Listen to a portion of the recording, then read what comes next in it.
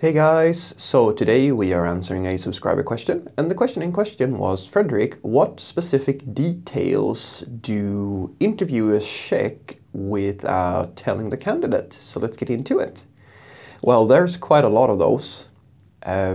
Honestly, if you've ever taken a programming interview or an IT interview of any sort, you will probably, and depending on, regardless of if you got the job or if you didn't get the job, it's very rare that you actually get to, well, at least when you don't get the job, getting any type of feedback is very, very rare because, unless you haven't realized that you're not worth anything to the company, they're just going to go with the next candidate and then maybe get back to you. Most likely not. They will just meet you with silence, or at the very best, hey, we have decided to go with another candidate, right?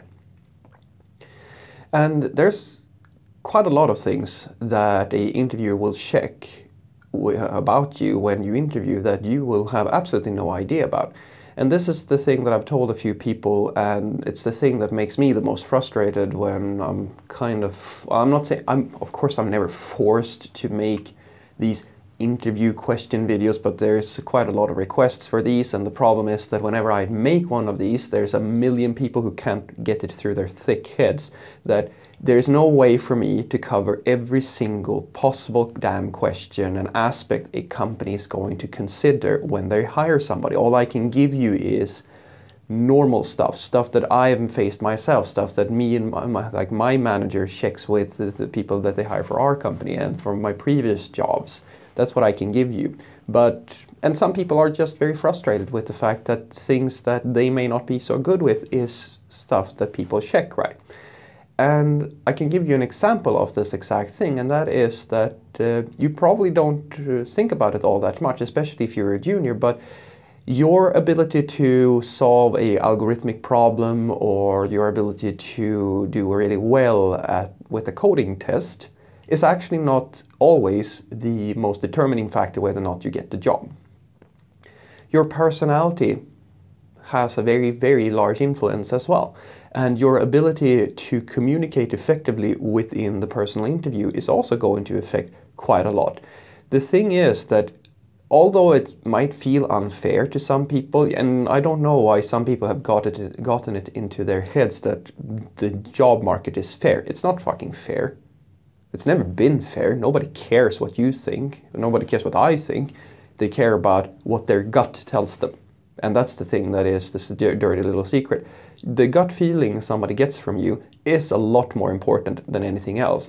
I mean, even such a thing as having an employee in the company that you apply for that has a bad impression of you, or maybe they know you since before because you went to school with them, and they then, the person who's doing the hiring asks, is this a good candidate? All they have to say is that, no, they're not really good, and then you're out the door. That's all. Mouth to mouth. Nobody, very few employers will consider you if somebody has bad-mouthed you within the company, and there's nothing you can do about that.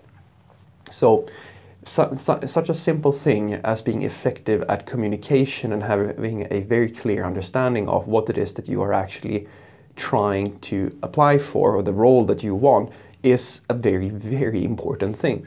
We had a guy who was interviewing for a position not that long ago. He came in as a person who wanted to be a software developer. And we sat in the interview, and within just a few minutes, I could already hear that at the very best, this person he made a really, really bad impression. Not just on me, but on quite a lot of the other people in the team as well. And not because he passed the code test. There was no problem with the code test, but the thing is that we have tons of people who pass the code test. That's not the only thing that we consider. The next thing after the code test is to consider, do you actually want to work with this sort of person? Do you think that this person will be a good addition to the team that he or she applies to? And also, very importantly, is this person going to stick around? Because having the sort of person who gives you an impression that they're going to be out the door in just a few months, that's not a worthwhile investment for a company. and that's the thing. Some people come into a company, especially in the startup world, with like this business-minded transaction type of deal, and that's not very interesting to a lot of startups. If you come in with the same mindset that you have at, say, I don't know, it's kind of weird because somehow people believe that just because they are developers that, and you know, that's fairly easy to get a job, that companies are just going to hire them regardless of whether or not they give them a sensation of that this person is going to stick around for a while. And this person kind of came in, and I mean, I did my usual testing. I usually, when a person has very clear, like when it's hard to figure out what what type of person I deal with, I try to listen as much as possible, and you know, they asked absolutely no questions about the technology that we were using, focused a lot on just business and talked about management and teams, like team-related stuff. And all of this is useful. The thing that we are looking for is a software developer, but the person in question spoke as if he was applying for a management position, and he's not. And apart from that, he carried himself in the sort of way that a really bad manager does. A lot of arrogance and, you know, having a fair bit of having a condescending tone to people. And maybe that's just nerves, of course, but as I said, this is the problem. Like, there's no way for us to know if this person might just be very nervous. It might be a defense mechanism, but it doesn't matter because we have tons of other people who behave very naturally, very nicely, and gives us a good impression, and then of course we're going to like them more. And as I said, it's not about being fair, guys. It's never been about being fair. So that's something that you should really think about. These sorts of details, like your personality and how you behave and the impression that you give people, these are things that matter a lot. They count for a lot. You still have to have the technical skills, but just having the technical skills is not enough.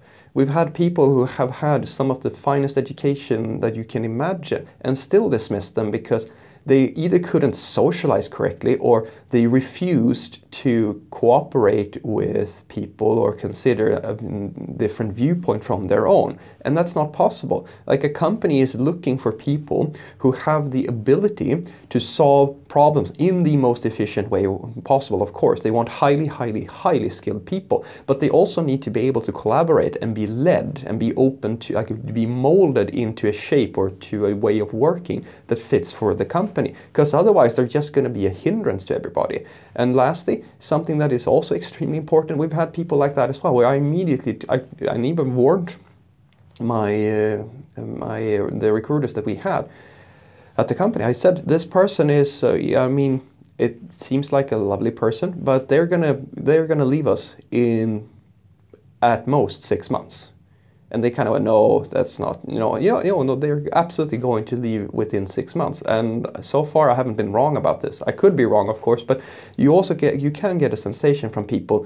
And it's not because they're bad coders. It's not about them being bad people or not being nice. It's that they have a life situation. They might be in a position in a place in their life where they're not really sure what they want.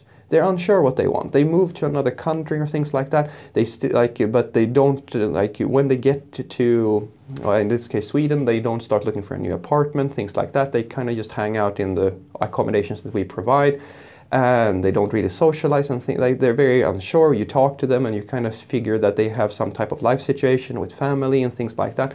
And all of these things, these things start to add up to something, a holistic picture of this person's life position.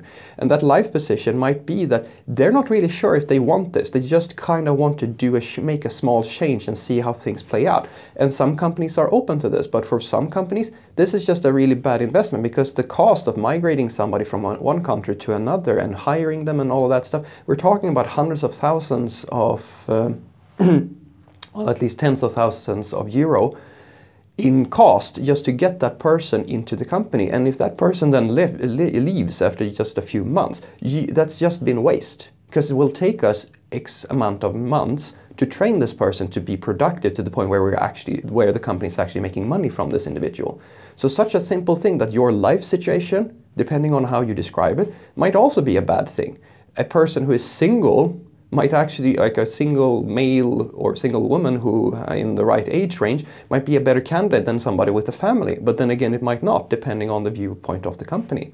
So what I want you to take away from this is that there are quite a lot of details that matter when somebody is interviewing for a technical position. It can be anything from your personality to your life situation, just how your life is structured. Because if you are producing a bad gut feeling or a sensation to the employer that you might not stick around all that long, or that you might be unwilling to cooperate, or they might not be able to shape you into the sort of person that they need at their company, or even as in the first scenario, you might behave as if you're trying to be something that you're not actually applying for. I mean, it's really bad if you, as I said, you try to be a software developer, but you go in and just speak as if you're trying to be a manager. That gives the wrong impression. It sounds like you're trying to apply for the wrong thing. And then you create uncertainty whether or not you're going to be an efficient software developer. All these things, like details, are subjective, they're unfair, but they do matter. So these are the sorts of things that you should consider when you go into a technical interview. Have a great day.